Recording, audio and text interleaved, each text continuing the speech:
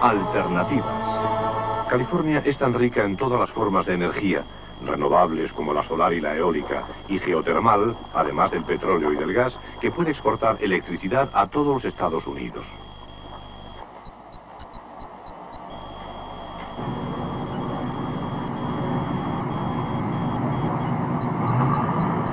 Pero los californianos son también enormes consumidores de energía, en gran parte como resultado de su largo idilio con el automóvil.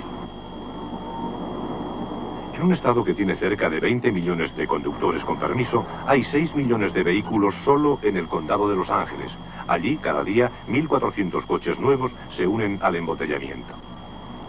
Hace una década, Los Ángeles empezó a ahogarse bajo una nube de humos de desecho que colgaba sobre la ciudad como un lóbrego sudario.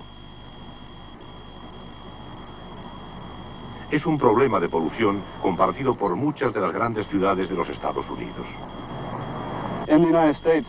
Solo en los Estados Unidos el 20%, una quinta parte de todo el anhídrido carbónico procede de los automóviles, y ese porcentaje podría muy bien crecer si los automóviles no se perfeccionaran. En los Estados Unidos, el automóvil produce un 20avo de todo el anhídrido carbónico producido en el mundo. De hecho, los americanos con sus coches producen más carbono solo conduciendo que el ciudadano medio del mundo en todas sus actividades. Y solo hace 2 años, los miedos al recalentamiento del globo, producido por las emisiones de los coches, de la industria y de la agricultura, llegaron a las primeras páginas de las noticias, cuando el director del Instituto Goddard de la NASA para Estudios Espaciales declaró que ya era hora de que la comunidad científica dejase de parlotear acerca del llamado efecto invernadero. El problema está en que el público no es consciente del hecho de que la comunidad científica tiene el amplio consenso de que el efecto invernadero es real y va a causar grandes cambios en nuestro clima durante varias de las próximas décadas. En sí misma, la advertencia de Hansen en junio de 1988 fue lo suficientemente dramática, pero el verano que siguió vio cómo la sequía se extendía desde California a Georgia, en los Estados Unidos, vio olas de calor, inundaciones y huracanes en otras partes del mundo, y dio una fuerte advertencia acerca de lo que podría convertirse en norma si, como algunos científicos predicen, la temperatura media del planeta se recalienta en tanto como entre 1,5 y 5 grados centígrados para mediados del próximo siglo.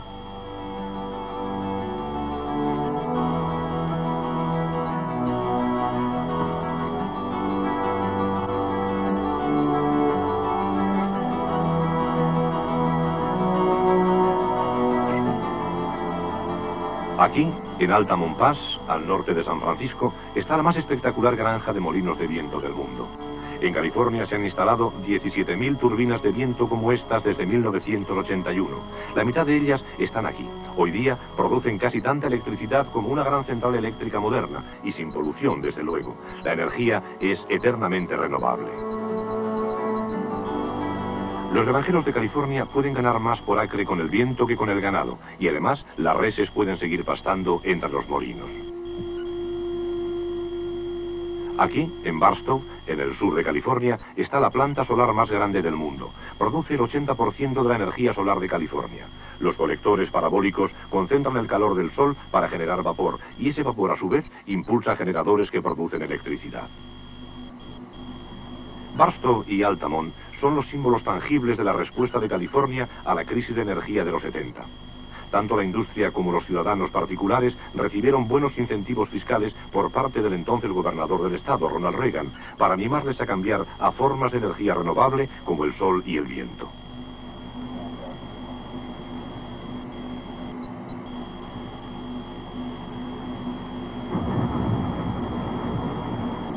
Pero la realidad es que la energía solar y la eólica representan solo una minúscula fracción del enorme consumo de energía de California. El viento produce menos del 1% y la energía solar, a pesar del clima de California, solo el 2%. Ha surgido un nuevo modo de pensar acerca de para qué utiliza en realidad la gente la energía y de cuál es la mejor forma de suministrarla, la llamada filosofía de la utilización. En 1985 gastamos $200 millones en programas de conservación de la energía. En 1990 esperamos gastar alrededor de 100 millones de dólares, que es una gran cifra, pero continuamos muy comprometidos y esperamos que sea una importante fuente de recursos. La diferencia está en actuar con la rapidez necesaria para obtener nuevos recursos, ya sean conservacionistas o de otro tipo, comparándonos con estados de la costa este donde precisan de recursos inmediatamente. La ciudad de Nueva York, a 4.800 kilómetros de San Francisco. Si a las compañías públicas se las obligó por primera vez a alejarse de su autocomplacencia en California, las compañías de energía de lugares como Nueva York, Boston y los estados de Nueva Inglaterra están ahora al borde de la batalla por la eficacia de la energía. Se ha descrito este lugar como la oficina más eficaz energéticamente del mundo. Este es un edificio notable. Es el primero de su clase en Norteamérica que combina varias técnicas de conservación bajo un solo tejado. Tenemos una iluminación muy eficaz energéticamente que hace descender nuestros precios de manera espectacular. Un súper aislamiento en el tejado y en las paredes, en las ventanas, y un sistema muy eficaz de calefacción y de aire acondicionado. Cuando llegamos aquí por primera vez, el arquitecto dijo que la calefacción y el aislamiento eran tan malos que este edificio era como una calefacción central para todo el vecindario. El calor fluía del tejado, pero eso ya lo hemos arreglado. Hemos reducido el gasto en unos $85.000 el primer año, lo cual es la mitad de la factura de la energía. Y cuando la inversión capital haya sido pagada en 6 años, el sistema se amortizará por sí mismo una vez tras otra, muchas veces. El edificio del Consejo de Defensa de los Recursos Naturales no era un edificio construido expresamente, sino una antigua manzana del distrito de la confección de la ciudad. Todas las oficinas de este edificio, que tiene 4 plantas, han sido acondicionadas por un sensor de ocupación. Cuando uno entra en la habitación, las luces se encienden, y si uno la abandona, a los 10 minutos las luces se apagan. Esto supone un gran ahorro de electricidad. No hay nada que supere al hecho de apagar las luces cuando no se utilizan. Evidentemente, no estamos consumiendo ninguna energía y no pagamos por esa energía. Esta gente tiene mucha luz para ver, aunque haya solamente medio vatio por pie cuadrado. La mayor parte de las oficinas antiguas utilizan unos 3 vatios por pie cuadrado, pero lo que vemos en las oficinas normales y en las que no están renovadas es un desperdicio de luz. No se trata de una oficina más iluminada, sino de una oficina que no necesita tanta luz. Cuando Thomas Edison fundó su compañía eléctrica, vendía luz, no vendía kilovatios hora. Iba a sus clientes y les decía, ¿quieren luz? Yo les venderé luz. Y luego se la suministraba de la forma más eficaz que podían. Estamos tratando de que las compañías públicas vuelvan otra vez a esas raíces, que vendan a sus clientes luz para la calefacción, para el aire acondicionado o para impulsar motores, y que la suministren de la forma más eficaz y más económica. Partes de Europa y Japón ya tienen un gran avance en cuanto a eficacia de la energía.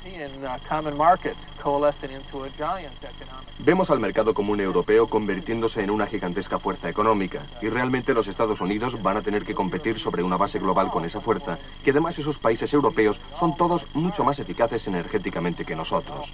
Los coches europeos son más ahorrativos y el consumo de energía es más eficaz que el nuestro.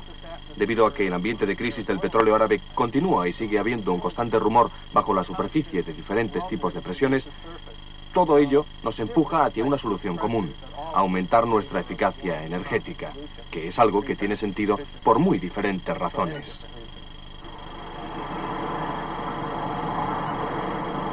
América gasta el 11% de su Producto Nacional Bruto en combustible y electricidad.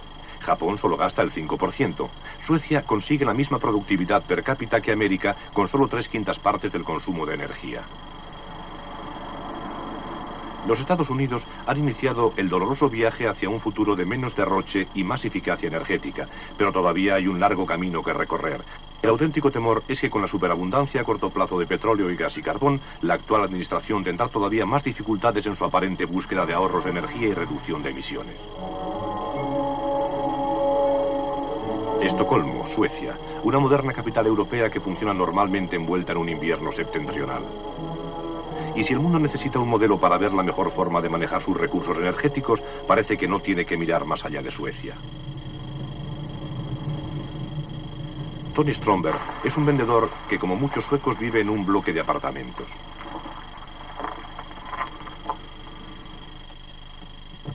Para los suecos no supone ningún problema el enfrentarse a unas temperaturas invernales que pueden llegar a los 20 grados bajo cero.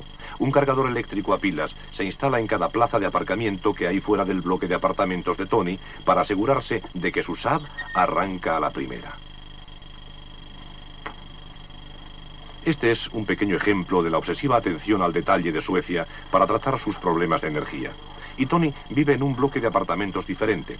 Esto es Soundcourt, uno de los edificios de viviendas más inusuales del mundo. Las 70 familias que viven y juegan aquí lo hacen literalmente bajo el cristal, porque Soundcourt tiene un microclima propio. Sea cual sea el tiempo afuera, en Soundcourt la temperatura es siempre de 21 grados.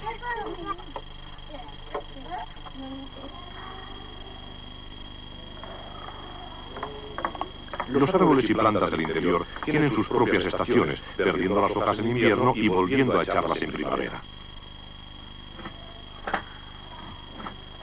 Tony y su novia Liz pagan una renta mensual de 65.000 pesetas por su apartamento de lujo, pero eso incluye toda la calefacción y agua caliente. La energía procede del sol, vía conductos en el interior del apartamento.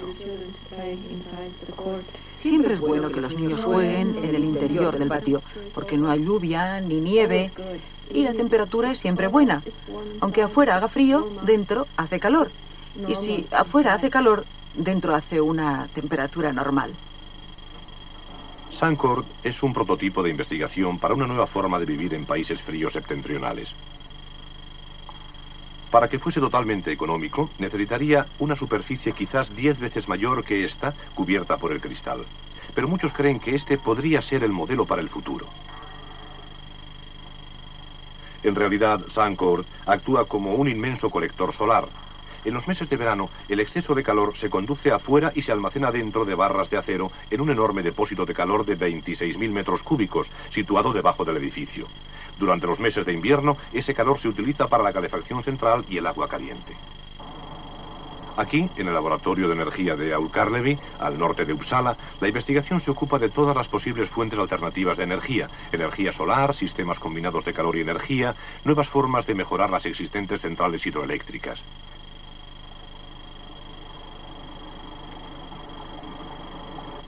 Ya han identificado varios métodos, mediante los cuales podrán utilizar otras fuentes de energía que en estos momentos están aún en una etapa experimental y otros que se están introduciendo en la red energética nacional.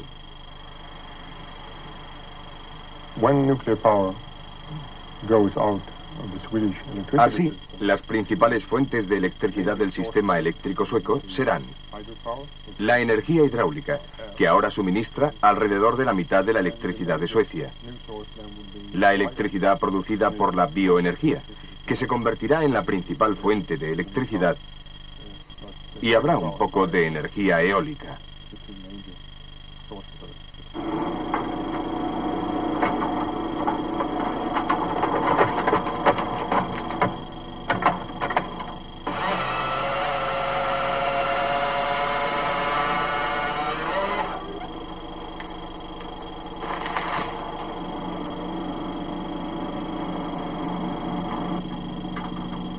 Biomasa es el término técnico del principal combustible de Suecia, los desechos de su inmensa industria maderera.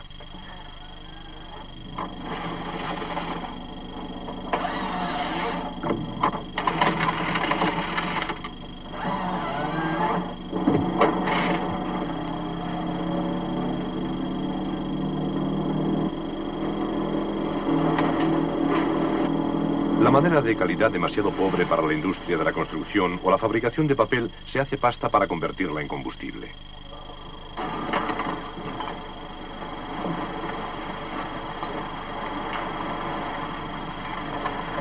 La biomasa también incluye materiales como la turba e incluso desperdicios domésticos, cualquier cosa que arda y produzca agua caliente o electricidad.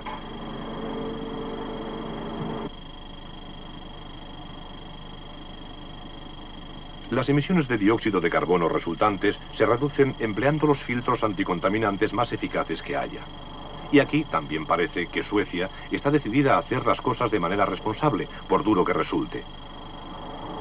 Gotemburgo, en el sur de Suecia, es una de las grandes ciudades más limpias de Europa.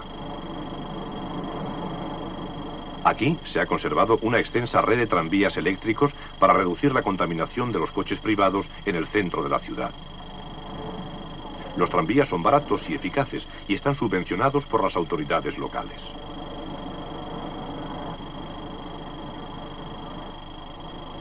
Para los compradores de la elegante avenida Kungsports, los humos de los coches se han reducido a un mínimo absoluto. Pero, como en la mayoría de las grandes ciudades de Suecia, el motivo principal del limpio aire de Gotemburgo es el sistema de agua caliente de la ciudad. Ninguna chimenea escupe humo desde los tejados de los edificios de apartamentos de Gotemburgo.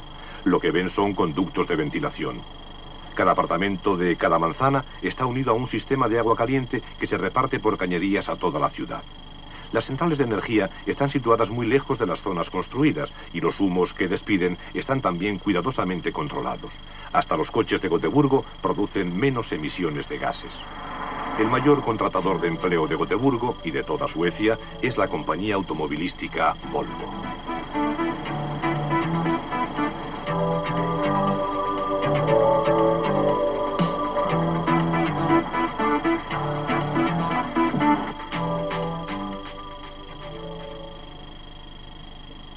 $30.000 personas trabajan aquí en una fábrica, rodeada de otras, incluidas dos grandes refinerías. Pero, como la mayoría de las industrias suecas, la Volvo tiene un fuerte sentido de la responsabilidad para con el medio ambiente. El convertidor catalítico fue inventado por Volvo y Bosch en 1976. Y Suecia fue el primer país de Europa que exigió que se instalase en todos los coches para limpiar los gases de desecho. El Reino Unido, Francia, España e Italia tienen que introducir aún regulaciones similares, aunque la mayoría de los Estados Unidos ha tenido convertidores desde mediados de los años 70. En el campo de la eficacia de la energía, los suecos no han necesitado incentivos. Es en la construcción de edificios y a medida que los estándares medioambientales crecen, su dominio en el mercado mundial parece que cada vez es más fuerte. Estas casas de madera, incluido el terreno, se venden por unas 150.000 libras en Suecia, 27 millones de pesetas. Desde el punto de vista de la eficacia energética, son sencillamente las mejores del mundo.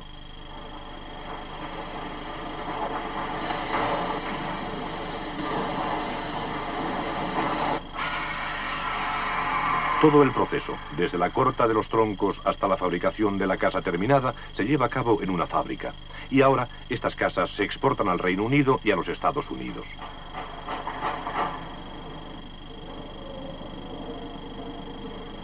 In this factory, we make houses for different countries in the world. En esta fábrica hacemos casas para distintos países del mundo. Hacemos casas para Suecia, Inglaterra y los Estados Unidos. Y tenemos un aislamiento diferente en todas las paredes de la casa. Para los Estados Unidos y el Reino Unido, tenemos este aislamiento, que es de unos 120 milímetros. Y para Escandinavia, tenemos un índice un poco más alto, de 210 milímetros. Y mientras la mayor parte de los países europeos, incluido el Reino Unido, siguen contentos con los cristales dobles, los suecos adoptaron los triples como norma hace años.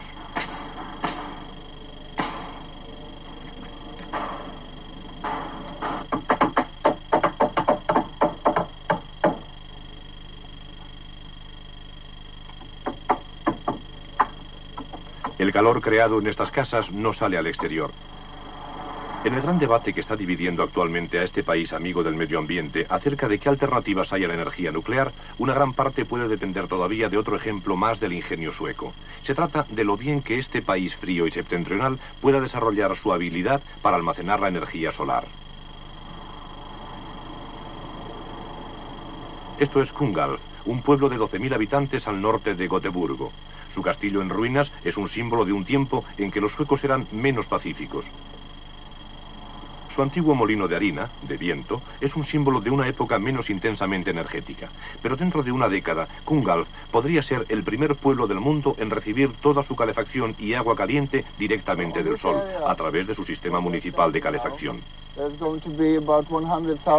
En esta zona en la que estamos ahora, va a haber unos 100.000 metros cuadrados de recolectores solares.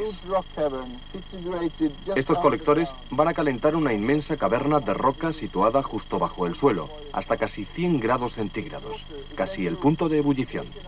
Este agua se utilizará entonces extrayéndola de la caverna de roca hasta la ciudad de Kungälv que vemos ahí. La compañía de Goran Hultmark insistió con la energía solar después de que dejase de estar de moda en los años 70. Tecnotern demostró cómo hasta las más antiguas técnicas solares pueden ponerse al día para proporcionar calefacción central y agua caliente doméstica a gran escala. Aquí en Likebo, al norte de Uppsala, un campo de paneles solares pasivos recoge el calor en verano y lo almacena en forma de agua caliente en un gigante almacén de calor bajo tierra. Esto proporciona el 15% de la calefacción y el agua caliente de la comunidad local a unos precios competitivos. La compañía de Hultmark recientemente también acabó la mayor instalación solar pasiva, otra vez para proporcionar calefacción y agua caliente aquí, en Falkenberg, al sur de Suecia, una ciudad de unos 15.000 habitantes. Por ahora, el sistema proporciona menos del 10% del agua caliente del pueblo, pero el único factor de limitación es el número de paneles. Kungälv tendrá 20 veces este número de paneles, tapados todos ellos con árboles en lo alto de la colina para conservar la vista. No hay una imagen técnica para el tamaño de un sistema como este, es al revés. Cuanto mayor es su tamaño, menores son las pérdidas de almacenamiento de verano a invierno, y también, desde luego, el coste más bajo es el de instalar los colectores solares.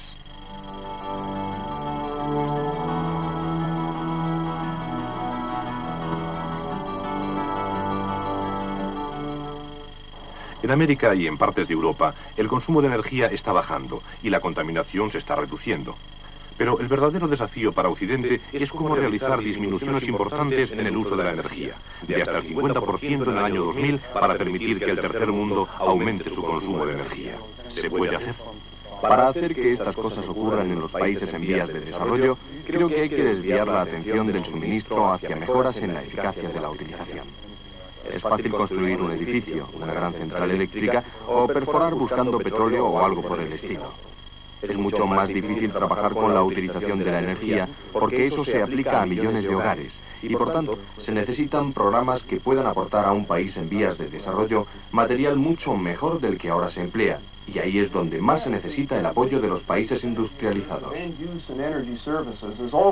los Estados Unidos ya se ha empezado a pensar en la energía en términos de utilización y servicios. Pero desde luego hay mucho que mejorar y tienen mucho camino por recorrer. Pienso que en Suecia ya han llegado un poco más lejos, no solo a nivel técnico, sino también a nivel político y social, aunque una vez más la controversia va a continuar. Y esto es totalmente cierto en todo el mundo industrializado. La transición ya ha comenzado. La cuestión es si una transición similar puede tener lugar en el tercer mundo, donde los problemas son mucho más profundos, donde el crecimiento de la población es tan rápido y las cifras son ya tan elevadas que hay una falta de infraestructura, una falta de habilidades, incluso simplemente una falta de capital. Es mucho pedirle al mundo en vías de desarrollo el esperar que pase por alto la revolución industrial occidental y adopte sistemas de energía eficaces directamente, especialmente cuando los políticos occidentales están muy lejos de sentirse unidos respecto a cuál es la mejor acción que se debe adoptar.